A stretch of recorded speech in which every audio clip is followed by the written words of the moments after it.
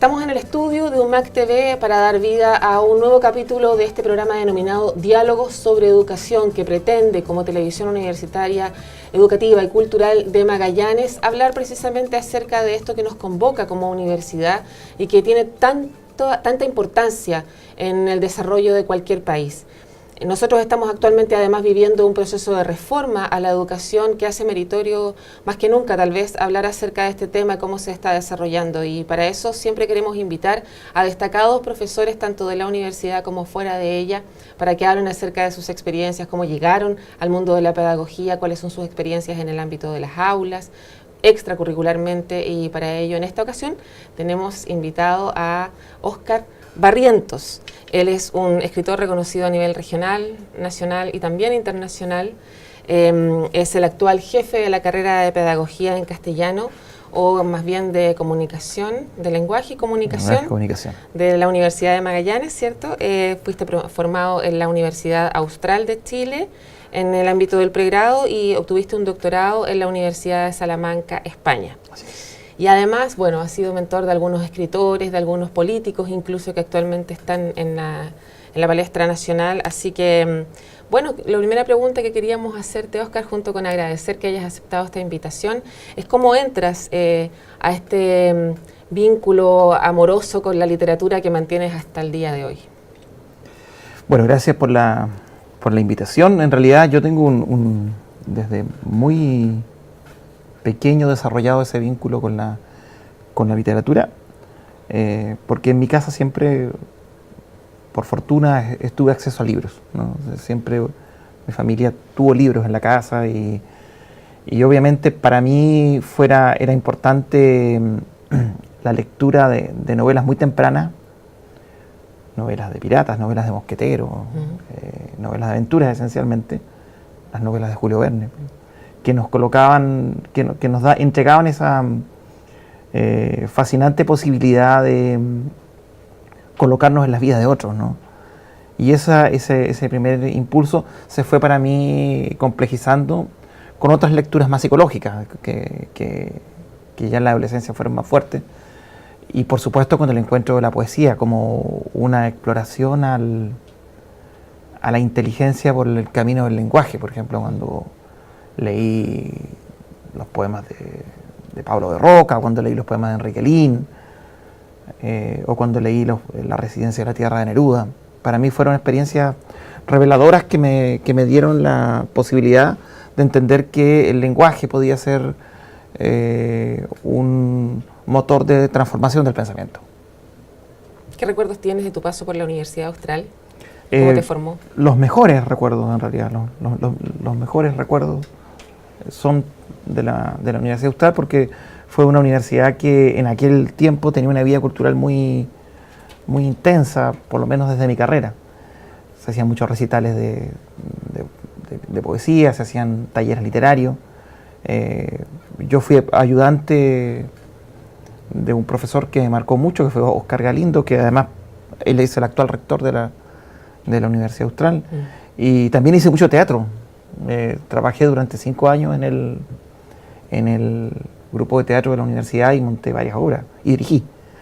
Entonces para mí ese fue otro lenguaje que finalmente confluía en la literatura. Yo te diría que la época de la universitaria para mí fue una época de mucho descubrimiento, de mucha fascinación, y siempre he tratado en alguna medida, una modesta medida, tratar de reproducir la pasión que vi a mis profesores, o algunos de mis profesores. ¿Esa pasión también la transmitiste cuando hiciste clases en The British School? Hay algunas personas que destacan allí como talentos actorales, al menos en el ámbito de la televisión. Conocemos a Montserrat Ballarín y a Rodrigo Arecheta. Además, el actual diputado Gabriel Boric te cita como uno de sus mentores o de sus maestros importantes. ¿Cuál crees tú que es la relevancia que tiene esa como parte extracurricular, más allá del aula, a la hora de formar o ayudar a formar a un adolescente? Bueno, antes de contestar la pregunta, aclarar que yo tuve el paso por varios colegios antes del Colegio Británico, digamos. En realidad trabajé en todos los sistemas. Trabajé en el sistema público, trabajé en el sistema particular subvencionado, como se le suele llamar, y trabajé en preuniversitario y trabajé también en el británico 10 años, una década que no deja de ser un tiempo importante. Yo creo que más bien lo relevante de lo extracurricular o lo extraprogramático, como se le suele llamar, cosa que en ese colegio se potenciaba en aquel tiempo, me imagino que ahora también, tenía que ver más que nada con articular los elementos que estaban, entre comillas, en el currículum, o que estaban subyacentes en las materias que uno estaba pasando, con elementos más proyectivos. En ese sentido, trabajé en teatro con los alumnos del Británico cuando no existían todavía estas grandes musicales. Esto fue previo a eso. Y ahí recuerdo a Montserrat Yarín, recuerdo a Jorge Aricheta, a Juan Manuel Herrera, que sigue haciendo teatro, Oro Negro, hace poquito, lo montó. Otro, Nicolás Fernández, que también es un actor que se ha destacado. Y eran en general experiencias que se hacían bastante en conjunto, porque montábamos obras de teatro, si se quiere, en conjunto, en colaboración con mi taller literario, que fue un taller literario que yo llevé varios años, que se llamó La Bandada, donde estaba justamente Gabriel, pero también están Andrés Azúa, por ejemplo, que es un joven poeta que fue becario de la Fundación Neruda y que ahora publicó un libro en estos días. Muchos de ellos nosotros creamos los montajes, nosotros escribíamos las obras de teatro, nosotros montábamos obras de teatro de autores clásicos, un poco por respeto igual, porque me parecía que en aquel tiempo, no sé si ahora pensaría igual, que montar a Molière o a Brecht en aquel tiempo era como un poco arrogante, porque son autores más para profesionales. Entonces lo que hacíamos nosotros, y también con el ánimo de divertirnos, era montar farsas, montar obras de teatro que tenían que ver con parodias de los tipos humanos, parodias sociales, muy conceptuales, y siempre nos gustó hacer mucha experimentación teatral. Entonces en eso varios alumnos de acá, Montserrat Reyes, por ejemplo, que es actual alumna de la universidad, o Patricia Sansi, participaron en esas obras. Fue un grupo que duró alrededor de 4 o 5 años. Y La Bandada fue un grupo que además organizó cosas. Publicó un libro que se tituló La Bandada, con una gráfica muy interesante, porque también tomamos a los chicos que dibujaban. Participamos en varios encuentros nacionales con los alumnos. Trajimos a Gonzalo Rojas, trajimos a Ramón Díaz de Terewich, trajimos a Cristian Vile, trajimos a Jaime Quesada. Hicimos lecturas públicas y también involucramos un poco a la comunidad en el asunto, porque La Bandada también participó en actividades públicas con otros colegios, en encuentros de escritores. Se trató de hacer algo que aportara y que a su vez fuera entretenido, porque la literatura es algo muy entretenido. Y en ese estilo de hacer las cosas, ¿cómo te influyó el doctorado en Salamanca? Bueno, Salamanca es una ciudad que acumula muchos significados desde lo literario para mí, ¿no? Porque, en fin, uno ha leído a Fray Luis de León, por ejemplo, uno ha leído lo que dice Cervantes de Salamanca, y está donde Cervantes describe. Miguel de Unamuno fue rector de la Universidad de Salamanca, un autor cardinal. Y naturalmente es una ciudad maravillosa desde el punto de vista, es una ciudad muy linda para habitar, muy amable, con mucha actividad cultural, una ciudad muy bohemia, muy alegre, muy entretenida, muy goliarda, por llamarlo de alguna manera, llena de tuneros, qué sé yo, que a su vez tiene una universidad que acumula mucho prestigio en términos de los estudios en literatura, en educación, y que te da la posibilidad de acceder a una bibliografía muy interesante, a investigar en acción, a ver lugares de los cuales has leído con tanta pasión y tú los ves ahora ahí. Entonces, para mí fue una experiencia muy bonita en la Universidad de Salamanca. De repente uno ve, por ejemplo, no sé, en una disciplina artística como la danza, por ejemplo, que hay algunas personas que lo que más quisieran es ser bailarines, pero las circunstancias del país no dan como para pensar en sostenerse económicamente a partir de eso, entonces tienen que hacer clases. Es algo que uno también se podría preguntar respecto de los escritores. No se pueden sostener, entonces a veces necesitan de la pedagogía. ¿Lo ves tú así y ha sido en alguna medida tu caso? Bueno, empecemos, yo dividiría, yo creo que la pregunta tuya es súper interesante, quizás mi respuesta un poco mediocre, pero yo dividiría la respuesta en dos partes, digamos. Yo creo que una cosa es enseñar literatura, otra cosa es ser escritor. No son excluyentes tampoco, se puede ser ambas cosas. Una no es el premio que el consuelo de la otra, ni viceversa. La enseñanza de literatura te da la visión de mirar los textos literarios, incluso los que tú produces, desde una mirada más panóptica, desde una mirada más analítica. Te entrega los elementos de composición de la textualidad, por un lado. Y el escribir tiene que ver con otra forma de disciplina y artística, porque es una disciplina muy compleja, que te obliga a explorar tus convicciones, tus precariedades, tus abismos, tus cumbres doradas, tus fantasmas finalmente, ¿no? Y yo creo que ambas son muy complementarias, ¿eh? Además las carreras de lenguaje, y esto es un fenómeno nacional, con el paso de los años no se han restringido solamente a la docencia, ha sido probablemente lo predominante. Formamos profesores en nuestra misma universidad. Nos interesaría, además, que muchos de nuestros profesores hagan posgrados, se perfeccionen, tengan la experiencia de estudiar afuera. Yo a los alumnos siempre les digo que sigan estudiando, que ese sea como un objetivo. Pero además también se ha abierto para gente que escribe guiones, se ha abierto para gente que está ligada a columnistas, se ha abierto para capacitaciones en áreas que no estaban pensadas inmediatamente. El español como segunda lengua, por ejemplo, es un área enorme y que adquiere un inusitado interés. Ahora, en el ámbito personal, que es la segunda parte de la pregunta, yo te diría que yo soy bien agradecido de la vida en ese sentido, porque a mí me ha tocado ser profesor de literatura, que es una materia que me apasiona, pero también me ha tocado oficiar de escritor. Y como escritor a mí no me ha ido mal, digamos, no sería muy agradecido si yo me quejara de las cosas que me ha dado la literatura como escritor. Me ha dado publicaciones, me ha dado amigos, me ha dado viajes, me ha dado la posibilidad pero sobre todo me ha dado la posibilidad de repensar mi propio entorno y de comprender otras vidas y de entenderme, entender a los demás quizás, entendiéndome quizás a mí mismo. O sea, esa pasión por la literatura la vives escribiendo y enseñando. Para mí no es lo mismo, pero tampoco es excluyente, son súper complementarios esos lenguajes.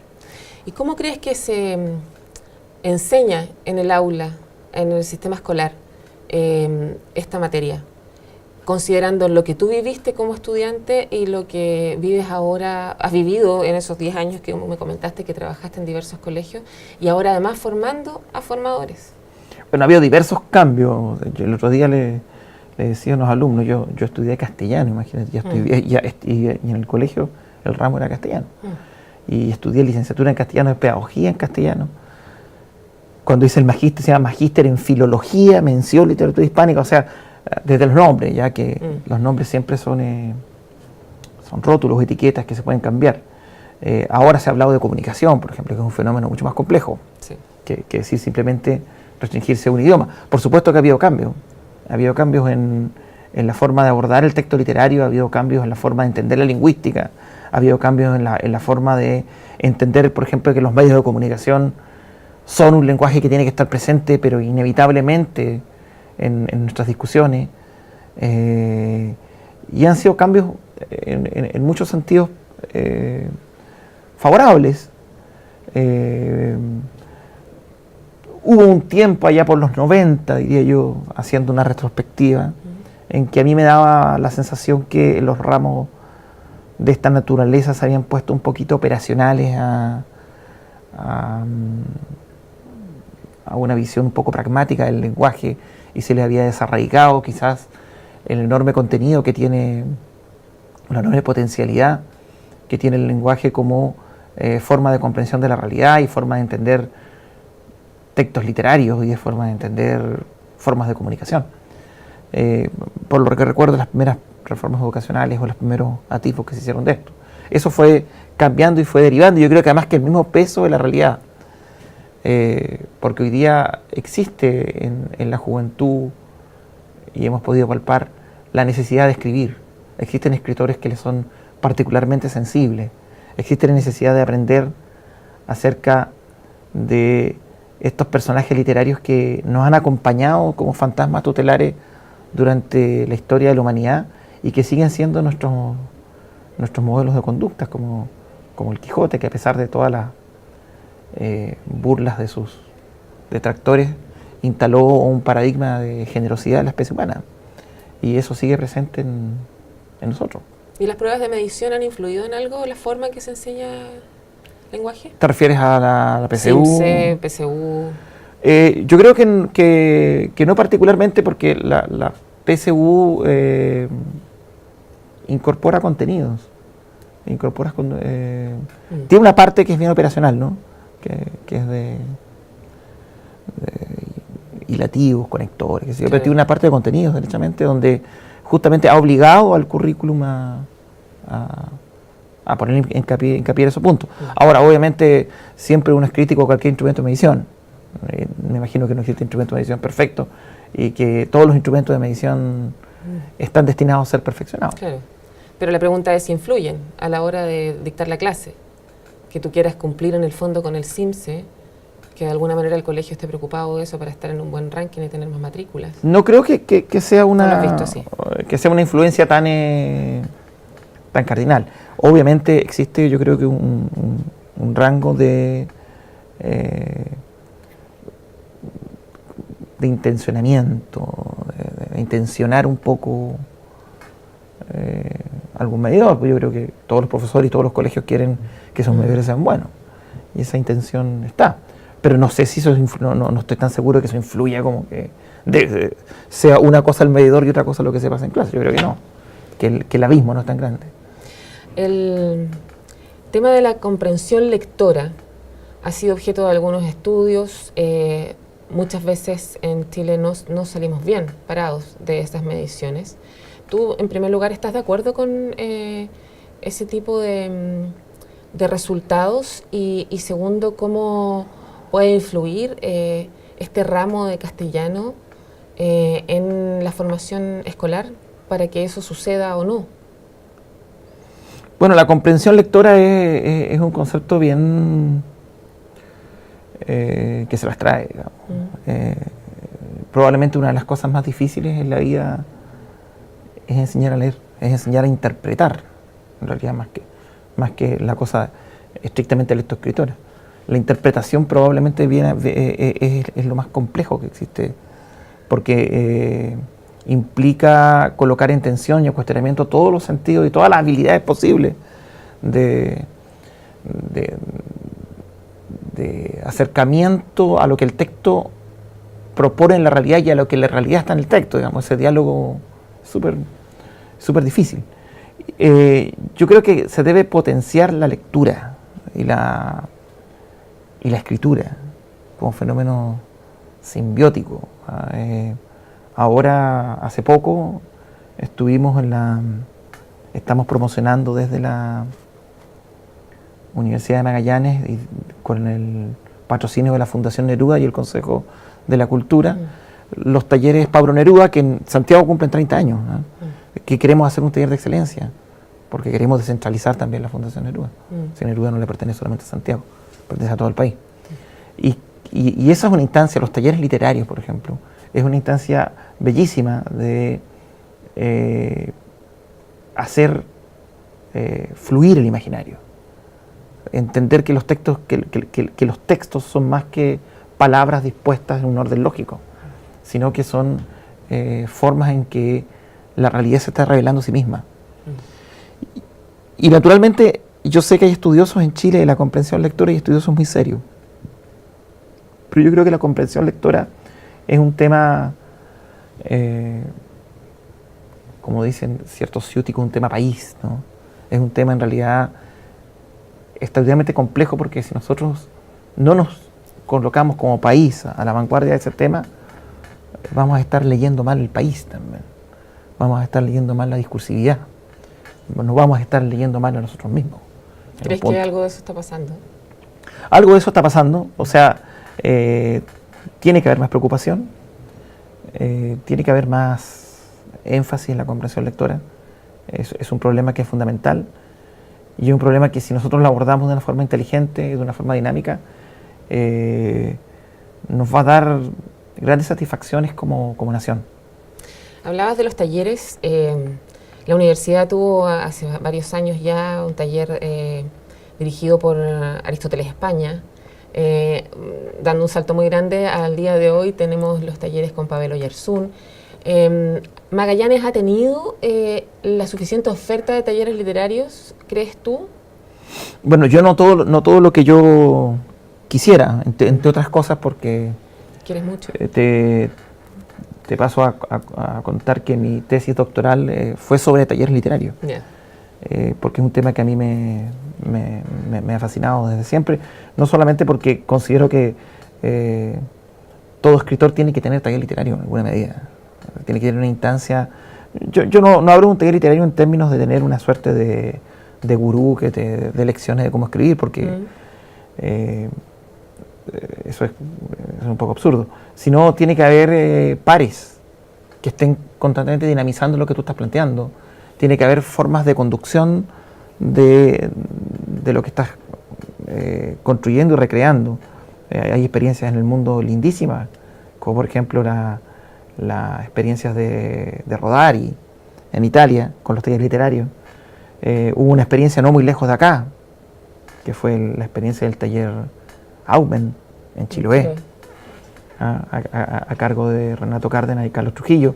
Hubo una experiencia lindísima que no se volvió a repetir, que es la experiencia de los talleres literarios nicaragüenses, cuando Ernesto Cardenal era ministro de Cultura, que se hizo talleres literarios en todo el país, fue como una política de Estado. Y yo creo que, bueno, hemos tratado de hacer algunas cosas. Hay talleres literarios que tú mencionas en la universidad, que dirigió Aristóteles España. Yo siendo amigo de Tote, no alcancé a estar en ellos porque estaba en la universidad en aquel tiempo, pero creo que Cristian Formoso fue parte del taller de Aristóteles. Cristian y yo hicimos talleres literarios alguna vez bajo el Consejo de la Cultura, después Pavel y yo también. Ahora estos de la Fundación Neruda, descentralizada en Magallanes, los va a hacer tanto Pavel como Cristian. Y por mí que florezcan mucho más talleres literarios, porque es una instancia de socializar el imaginario cultural, ¿ya? De detenernos en un diálogo horizontal en torno a nuestros sueños y a la forma en que construimos con palabras la realidad que queremos construir. En la introducción yo mencionaba el proceso de reforma que estamos viviendo.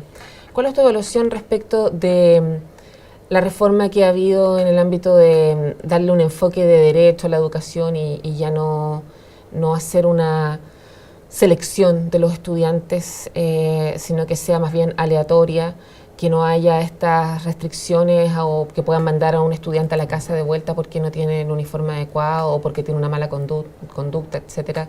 La reforma que dice relación con los docentes. ¿Cómo crees tú que van encaminadas esas reformas y los resultados que las que ya están funcionando tuvieron? ¿Y cuáles son las que tú desearías que vinieran a continuación?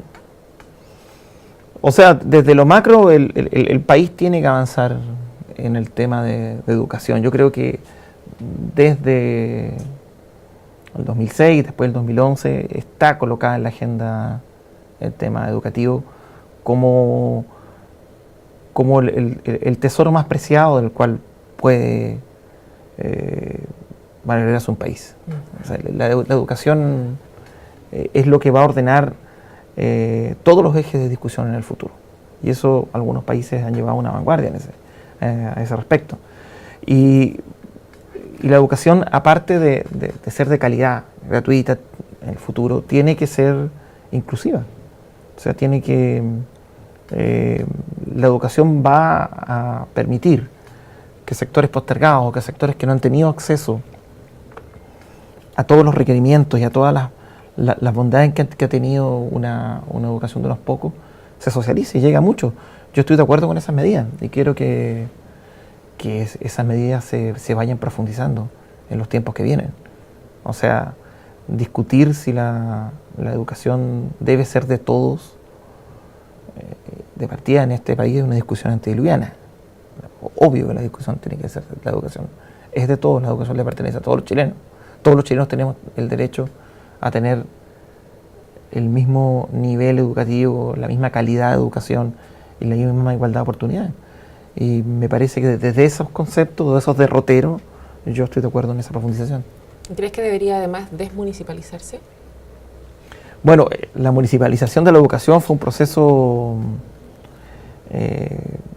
bastante confuso y por supuesto debe avanzar, la educación debe volver al Estado, a mi juicio. El premio que tú obtuviste por un cuento de la Antártica, el premio iberoamericano de cuentos Julio Cortázar, ¿qué te hizo sentir? ¿Cuánto orgullo trae para tu historia de escritor? ¿Y cómo se logra combinar, digamos, esta labor pedagógica con la labor de escritor? ¿Cuesta? Pensando también en algún estudiante que pueda estar ahora pensando también en dedicarse a las dos cosas. O sea, yo creo que parto por el premio. Ese premio para mí fue una sorpresa primero. Yo sé que suena como a que estoy vendiendo... que te enteraste por la prensa. Claro, que me enteré por la prensa, que estoy vendiendo cancha de golf con esto. Yo en realidad sí, yo creo que yo he enviado muchas veces a concursos. A veces he ganado, a veces no he ganado. La mayoría de las veces no he ganado. Pero a veces he ganado. Pero pensé que nunca lo iba a ganar porque era un cuento que te pedían. Más encima era un cuento raro el que yo escribí. Yo no sabía que escribía cuentos raros hasta que me lo empezaron a decir demasiado seguido. Parece que sí. Y era un cuento justamente que estaba centrado en mi visión de un viaje que hice a la Antártica hace algunos años atrás, ligado a unas residencias antárticas que hacía el Consejo de la Cultura en ese tiempo. ¿El Proyecto A? El Proyecto A, justamente. Y estaba basado un poco en una visión epifánica de la Antártica, no exenta de ironía también, ¿ya? Porque trataba de describir unos barcos cuyas quillas parecían sable y que iban destruyendo o quebrando, rompiendo el hielo y con eso comunicando las arterias de la tierra un poco. Esa era como la epifanía del cuento. Y obviamente fue una enorme satisfacción por varias razones. Una, porque el premio lleva el nombre de Julio Cortázar. Yo soy un admirador de este escritor. Es un escritor que todos hemos leído con enorme admiración. En el caso mío, además, como una suerte de padre permisivo, digamos, como un padre que te deja hacer lo que tú quieras, que te enseña más a jugar que a otra cosa. Hacer cuentos raros. Y hacer cuentos raros. Y por supuesto porque además Cuba es un país que yo quiero mucho. Este es un premio que da ese país. Da Cuba, da Casa de las Américas en realidad, da el Instituto Dulce María Loinaz y da el gobierno argentino, porque la viuda de Cortázar lo dejó instituido, qué sé yo, y además haber sido el primer chileno que lo obtuvo. Entonces para mí fue una enorme satisfacción que se haya publicado en Cuba y que se haya publicado en las condiciones dignas y de belleza que se publicó. Además lo presentamos allá en La Habana. Tengo un libro que está en la banca, que debiera salir el otro año, que es un libro de mis cuentos, de los últimos cuentos, donde está ese y están varios cuentos que han sido premiados, ya como un cuento que también ganó el Premio Municipal de Valdivia. Y una vez más, volviendo a la pregunta, yo creo que al contrario, la labor de ser profe y escribir es una labor que te ayuda a entender mejor la literatura hacer talleres literarios también te ayuda a entender mejor la literatura. Te ayuda a entender mejor el otro, cómo el otro entiende los textos literarios, cómo entiende la literatura. Entonces yo pienso que es extremadamente complementario y de hecho recomendaría a cualquier escritor o hacer talleres literarios o hacer clases de literatura. ¿Qué aporte puede hacer en este contexto de reforma una persona que ejerce ese tipo de oficios? Bueno, yo creo que la literatura puede aportar desde la... por ahí Aristóteles decía que la diferencia entre la historia y la literatura es que la historia contaba los hechos que ocurrieron y la literatura los que podrían haber ocurrido, los que deberían haber ocurrido, o los que podrían ocurrir. O sea, la literatura trabaja con todas las posibilidades de lo real, desde lo irreal. ¿Ya? Y eso es un ámbito absolutamente fascinante para quien se acerca a estos mundos fantásticos y profundamente reales, ¿no? Porque qué cosa más real que La granja de los animales de George Orwell, por ejemplo, o qué cosa más real que Fahrenheit 451 de Ray Bradbury, ¿ya? O qué cosa más profundamente real de lo que fue Chile en otros tiempos cuando uno lee Subterra o Subsole de Baldomero Lillo. O sea, estamos accediendo a cómo vivió o cómo sintió el hombre que vivió esa época. Entonces, cuando tú escribes, inmediatamente estableces una relación problemática con tu entorno y estableces una relación problemática con tu historicidad y con tu tiempo. Y eso me parece que es un aporte a la imaginación de los estudiantes. ¿Y el aporte que debiera hacer la reforma al desarrollo de este tipo de Bueno, yo cosas? pienso que las reformas deben estar siempre atentas a lo que está ocurriendo. Quizás probablemente el éxito o el fracaso de una reforma reside ahí. Cuando son reformas direccionadas, que son reformas verticales, que están pensadas por un grupo de estudiosos que creen que las cosas deben ser así, por modelos que muchas veces en otros países están de moda, todo esto.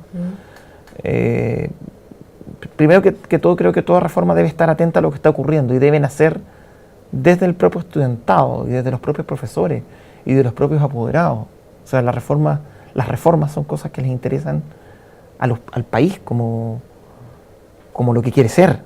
O sea, cuando una reforma pierde el norte de lo que quiere y cree que eso es lo mejor sin saber lo que está pasando en los propios lugares, en los establecimientos, en los centros educativos, ahí está como el barómetro que te mide el éxito o el fracaso. Entonces, si hubiésemos que exigir algo o pedir algo, yo creo que pediríamos que estas reformas estén vistas desde las aulas, nazcan desde las aulas, con gente que está en las aulas. Muy bien. Muchas gracias por estar en nuestro estudio. Gracias a ti. Conversando acerca de esto y también colaborando con esta conversación que es ciudadana acerca de un tema que nos importa a todos. Gracias. Y ustedes también por acompañarnos en otro capítulo de Diálogos sobre Educación. Estamos aquí para hablar precisamente de esto, un tema estratégico transversal que nos convoca e importa a todos. Hasta la próxima.